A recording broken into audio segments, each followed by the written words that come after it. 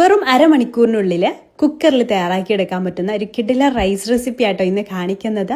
Chicken മധുഹൂത്താണ് റെഡിയാക്കി എടുക്കാൻ പോകുന്നത്. നല്ല ടേസ്റ്റാണ്, നല്ല ജ്യൂസി ആയിട്ട് ചിക്കനൊക്കെ ആയിട്ട് അടിപൊളിയായിട്ട് നമുക്കിത് ഉണ്ടാക്കിയെടുക്കാം കേട്ടോ. ഞാൻ 3 കപ്പ് ബസ്മതി റൈസ് ആട്ടോ എടുത്തിട്ടുള്ളത്. അത് വെള്ളത്തിൽ സോക്ക് ചെയ്യാൻ വേണ്ടിയിട്ട് വെച്ചിട്ടുണ്ട് കേട്ടോ, വാഷ് ചെയ്തതിന് ശേഷം. പിന്നെ കുറച്ച് സ്പൈസസ് ഒക്കെ ഒന്ന് വറുത്തെടുക്കുന്നുണ്ട്. എല്ലാം ഞാൻ ക്യാപ്ഷനിൽ കൊടുക്കാവേ. അതൊന്ന് പൊടിച്ചെടുത്തിട്ടുണ്ട്. പിന്നെ 3 വലിയ തക്കാളിയും ഒരു സവാളയും മിക്സിയുടെ ജാറിലിട്ടിട്ടൊന്ന് അരച്ചെടുക്കുന്നുണ്ട്.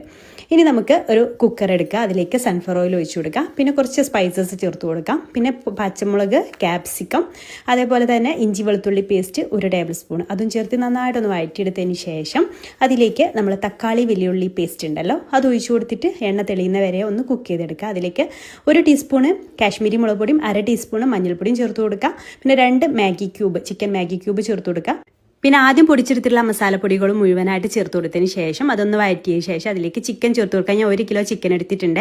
ആവശ്യത്തിന് ഉപ്പും ചേർത്ത് നന്നായിട്ട് ആ പിങ്ക് കളർ പോയി വൈറ്റ് കളർ ആകുന്ന വരെ ഒന്ന് ഹൈ ഫ്ലെയിമിലിട്ടിട്ടൊന്ന് ഒന്ന് ചൂടാക്കി എടുക്കാം കേട്ടോ. അതിന് ശേഷം അരി ഇട്ട് കൊടുക്കാം.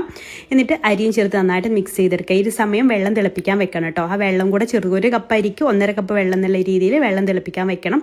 അതും ഇതിലേക്ക് ഒഴിച്ചു കൊടുക്കുക. ആവശ്യത്തിന് ഉപ്പും ചേർത്തിട്ട് അടച്ച് വെച്ചിട്ട് ഹൈ ഫ്ലെയിമിൽ ഒറ്റ വിസിൽ വന്നതിന് ശേഷം പ്രഷർ കംപ്ലീറ്റ് പോയതിന് ശേഷം ഓപ്പൺ ചെയ്താൽ നല്ല ഫ്ലേവർഫുൾ ആയിട്ടുള്ള കിടിലൻ മധുഹൂത്ത് റെഡി കേട്ടോ. ഇഷ്ടമായ ലൈക്ക് ചെയ്യണേ.